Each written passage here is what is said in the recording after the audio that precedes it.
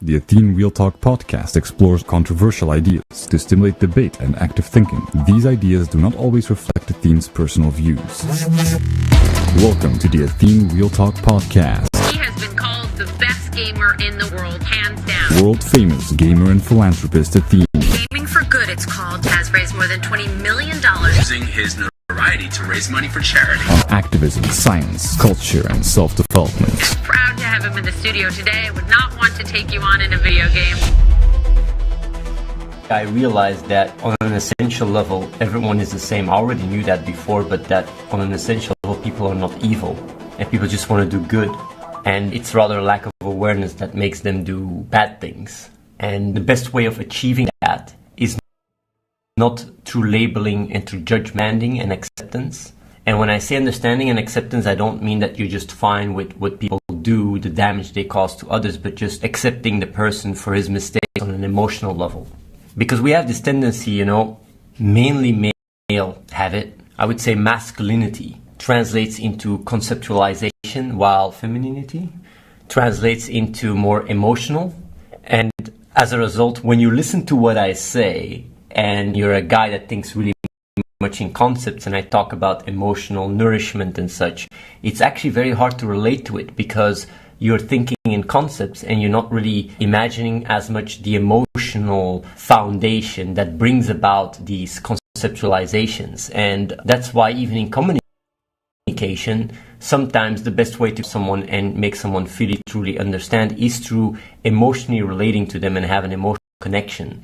Mainly guys, what you can do is you don't look at it from an emotional understanding point of view, but rather from a conceptual understanding point of view. And that's why there is so much miscommunication between genders, and why women feel they're not being understood by men, and why men feel like women cannot understand them. And the reason why that is because you have this masculinity, which brings about conceptualization, analyze, hunter-gatherer kind of mindset where you really structure and analyze everything. While on the other hand, you have this emotional, more feminine way of nourishing the family, and nourishing, social bonds and understanding the feelings that bring about this other side of the coin. And both are required for a society to. And what I did was, even though what I said was really all very correct, like I even talked about self-love, I talked about self-confidence and all these things, at the same time, the how, which is the emotional way of coming across, was really way too gentle and basically went against what I was saying.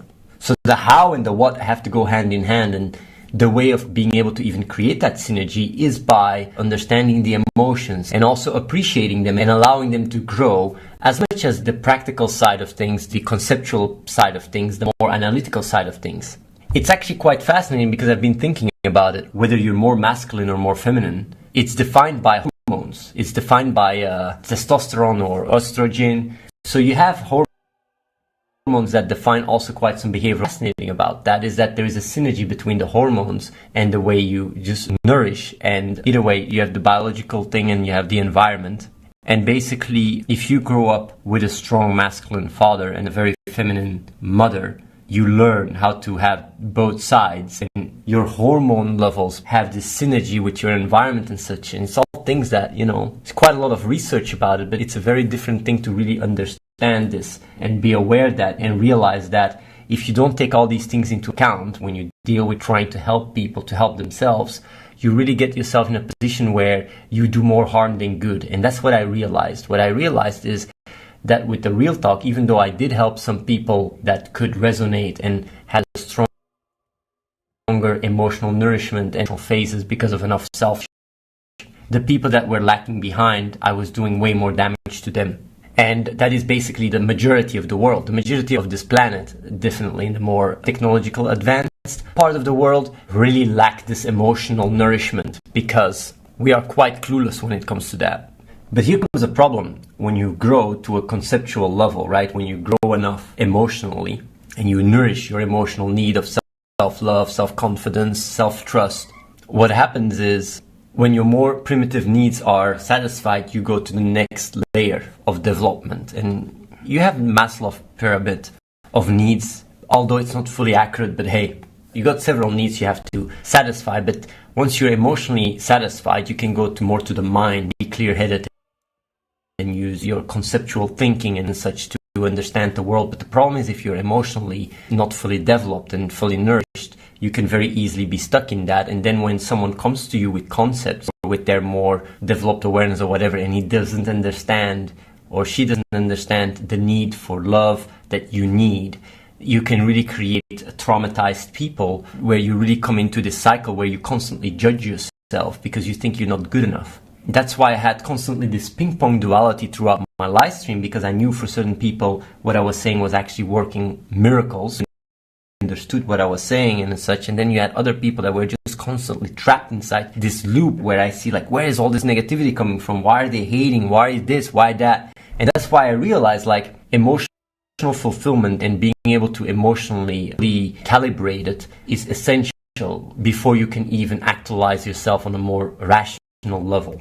So the question now is, of course, like, yeah, okay, that's really nice. Like, but it's important for both, because I know there's certain people watching the stream that have already gotten enough self-love and don't even understand how that's a big deal. And the best way of me being able to explain it is like, really imagine if you would go to life where you would really have been bullied or where you really have been pushed down by your parents all the time, and you wouldn't be able to do what you wanted to do, and you were always punished. Like, imagine what kind of awareness you would have, how it would affect your emotional stability and stuff, because that's really the problem with our reptilian brain, or the problem with our really gut intuition, is that we just take for granted what we have. Like, it almost doesn't exist, even though it's how we managed to evolve. There's, of course, many reasons why that is, but when it comes down to understanding, we don't get to assume these things are there when they're actually components. It's not because all our computers have a CPU that we can just take the CPU for granted. And then when the computer doesn't work, we don't even look whether or not